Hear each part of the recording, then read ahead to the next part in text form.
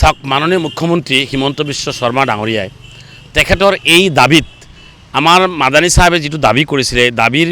পৰিপ্ৰেক্ষিতত তেখেতে যিটো আচৰণ কৰিছে প্ৰথমতে মই তেখেতৰ আচৰণত খুব দুখ পাইছোঁ যে এজন মুৰব্বী জমিয়তৰ বিষয়ে তেখেতে একো নাজানে নেকি জমিয়তৰ ইতিহাস যদি মাননীয় মুখ্যমন্ত্ৰীয়ে জানিলেহেঁতেন তেতিয়াহ'লে তেনেকুৱা আচৰণ মাননীয় আমাৰ জমিয়তৰ সভাপতিৰ অল ইণ্ডিয়া জমিয়তৰ সভাপতিৰ লগত নকৰিলেহেঁতেন খুব দুৰ্ভাগ্যজনক যি জমিয়তে ভাৰত স্বাধীন কৰাৰ সময়ত আপোনাৰ জমিয়তৰ কিমান হাজাৰ মানুহ কিমান লাখ মানুহ শ্বহীদ হৈছিলে ভাৰত আপোনাৰ স্বাধীন কৰাৰ ক্ষেত্ৰত গতিকে সেই জমিয়ত এটা উলেমা হিন্দৰ নেতৃত্বত ভাৰত স্বাধীন হৈছিলে গতিকে সেই আপোনাৰ সংগঠনৰ এটা মুৰব্বীক তেনেকৈ আচৰণ কৰাটো অত্যন্ত গৰিহণাৰ যোগ্য আৰু তেখেতে ভাল আচৰণ কৰে এজন মানুহ আপোনাৰ সাংবিধানিক পদত থাকি সংবিধানৰ শপত খোৱাৰ পিছত এজন মুখ্যমন্ত্ৰী হোৱাৰ পিছত তেখেতে যেনেকৈ আচৰণ কৰিছে এটা জাতি জনগোষ্ঠীক টাৰ্গেট কৰি যিখিনি অন্যায় অত্যাচাৰ কৰি আছে বিশেষকৈ মাইনৰিটি মানুহক উচ্ছেদ আপোনাৰ যিটো কৰি আছে এইটো পৃথিৱীত কোনো নজিৰ নাই যে কোনো প্ৰধানমন্ত্ৰী কোনো মুখ্যমন্ত্ৰীয়ে এনেকুৱা ধৰণৰ আচৰণ বা এনেকুৱা এটা জাতিক টাৰ্গেট কৰি সাম্প্ৰদায়িকভাৱে উচ্ছেদ কৰা কাৰ্যসূচীক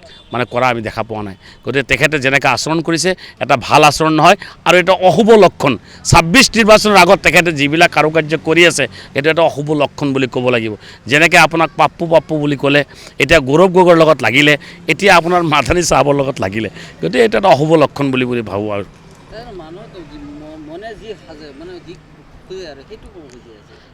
কোনটো ক'ব খুজিছে চাওক কথাটো যেতিয়া নেকি মানুহৰ বেয়া দিন আহে তেতিয়া এইবিলাক আবল তাবল কামবিলাক কৰি থাকে আপোনাৰ দলগাঁও সমষ্টিৰ যি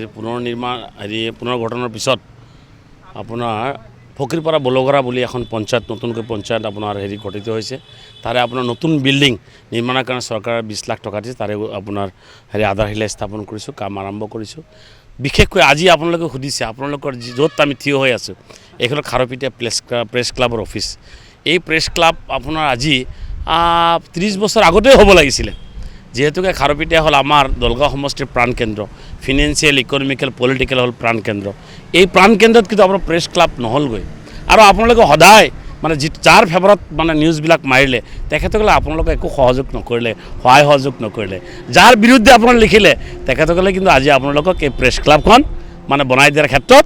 সহায় সহযোগিতা কৰিছে গতিকে মই ভাবোঁ যে আপোনালোকৰ এই প্ৰেছ ক্লাবৰ কামখিনি কৰি বা অনুদান দি বা আপোনাৰ যিখিনি মাটিৰ এলটমেণ্টৰ বিধি ব্যৱস্থা কৰি দিয়া হৈছে যথেষ্ট মই ভাল পাইছোঁ এখন প্ৰেছ ক্লাবৰ দৰকাৰ আছে খাৰুপেটীয়া দলগাঁও সমষ্টিৰ মেইন প্ৰেছ ক্লাব হ'ব আমাৰ এই খাৰুপেটীয়া এই প্ৰেছ ক্লাবখন গতিকে ইয়াতে বহুত অভাৱ অভিযোগ আছে যিখিনি অভাৱ অভিযোগ আছে কম দিনৰ ভিতৰতে মই বিধায়ক পুঁজিৰ পৰা আৰু পঞ্চায়ত আপোনাৰ 15 ফাইনেন্সৰ পৰা আনি কিন্তু হ'লেও আপোনালোকৰ প্ৰেছ ক্লাবখন উন্নতকৰণ কৰাৰ কাৰণে